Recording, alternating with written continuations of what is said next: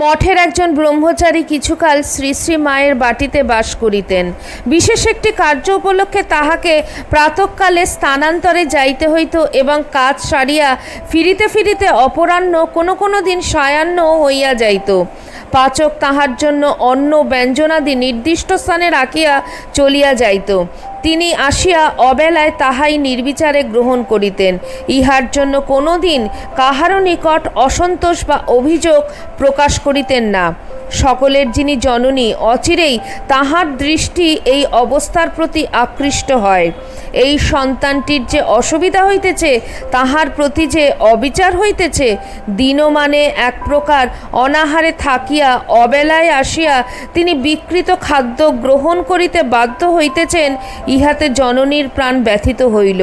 স্নেহময়ী জননী একদিন জনৈকা সেবিকাকে বলিলেন, ছেলেটি সেই যে কোন সকালে ভাত না খেয়ে বেরিয়ে যায় আর ফেরে বিকেল 4-5টায়। ওর খাবার দাবারগুলো ততক্ষণে শুকিয়ে শক্ত হয়ে যায়, পিঁপড়েতে মাছিতে ছেকে ধরে, বাছার বড়ই কষ্ট হচ্ছে। সকালে যাওয়ার আগে ওকে 4টি আলু সেদ্ধ ভাত খাইয়ে দিও মা। সেবিকা অনেক অসুবিধার কথা জানাইয়া বলিলেন, অত সকালে রান্না হয় না মা। মা ক্ষুণ্ণ হইয়া বলিলেন, কেন? দরকার হলে তোমরা তো এভাবে রেঁধে দাও, এর জন্য? কিঞ্চিত উষ্মা প্রকাশ করিয়া উত্তর দেন সেবিকা, ওর জন্য হয় বলে এর জন্য করতে হবে? প্রত্যুত্তরে মা ধীরকণ্ঠে পুনরায় বলেন, ওদের জন্য যদি হতে পারে তবে এর জন্য কেন পারবে না? ঠাকুরের কাজেই তো এখানে পড়ে আছে। ও কি আমার ছেলে নয়? একবার ভেবে দেখো, আমরা বাড়িতে রয়েছি, অথচ দিনের পর দিন অখাদ্যগুলো ছেলেকে গিলতে হচ্ছে। নিজে মুখ ফুটে বলছে না বলে কি আমাদের দেখতে হবে না?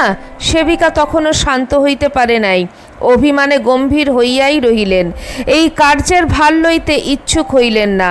মা বলিলেন, তবে কাল থেকে আমি ওর ব্যবস্থা করে দেব। পর দিবস প্রভাতে শ্রী শ্রীমা পাচককে পূর্বোক্ত সেবকের কষ্টের কথা বুঝাইয়া বলিলেন, বাবা তুমি সকাল সকাল একটা ভাতে ভাত সেদ্ধ করে ওই সাধুজিকে খেতে দিও। সন্তানটি প্রাতঃকালীন জলযোগ করিতে গিয়া দেখেন তাহার জন্য অন্ন প্রস্তুত এবং একটি পাত্রে দধি লইয়া দণ্ডায়মানা শ্রী শ্রী মা স্বয়ং। এইরূপ নতুন ব্যবস্থায় সন্তানটি অত্যন্ত কুণ্ঠাবোধ করিয়া নীরবে আহারে বসিলেন। কিন্তু অন্ন এতই তপ্ত যে স্পর্শ করা যায় না, তাহা বুঝিয়া মা বলিলেন, ভাত মাখতে পারছো না? খুব গরম বুঝি? আচ্ছা দাও, আমি মেখে দিচ্ছি। তাহাকে প্রতিবাদের অবসর না দিয়া মা নিকটে গিয়া বসিলেন এবং স্বহস্তে ভাত মাখিয়া দিলেন। মায়ের এই করুণায় সন্তানের নয়ন অশ্রুপূর্ণ হইল।